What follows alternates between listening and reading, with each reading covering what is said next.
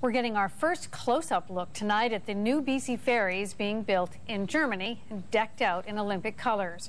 While there is still controversy over using a German shipyard, the vessels will offer passengers a unique experience compared to the rest of the fleet. CTV's Mike Kaleem toured one of the ships with the president of BC Ferries. Mike? Well, there certainly is no doubt that we are, in fact, in the town of Flensburg in northern Germany. But once you step on board these new ferries, it's like being back in BC.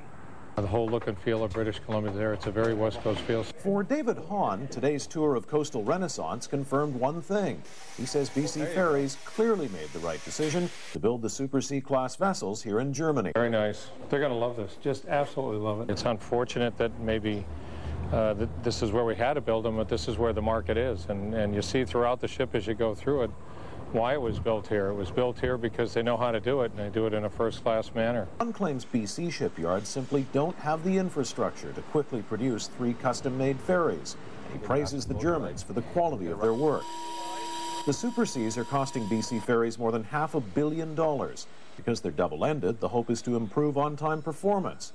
They have advanced security, life-saving, and firefighting systems, and they'll use 7 million liters less fuel a year than other ferries in the fleet. It's very interesting just how wide this is. Passengers will notice wider hallways, bigger washrooms, better seats, internet connections. And the views, imagine Active Pass instead of the Flensburg Fjord, will be stunning. I actually like this spot myself.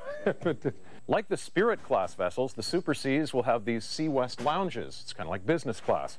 For an extra $10, you can make the crossing in this kind of comfort. There's still more work to be done and more sea trials before Renaissance heads to BC.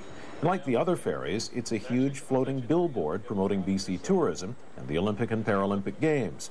Ferries is counting on the advertising to increase ridership, but not during the Games. What will help us is the travel before and after. So the more people that view the Olympics, the more they see about BC Ferries, the more willing they're going to be to take a trip to British Columbia and ride the ferry.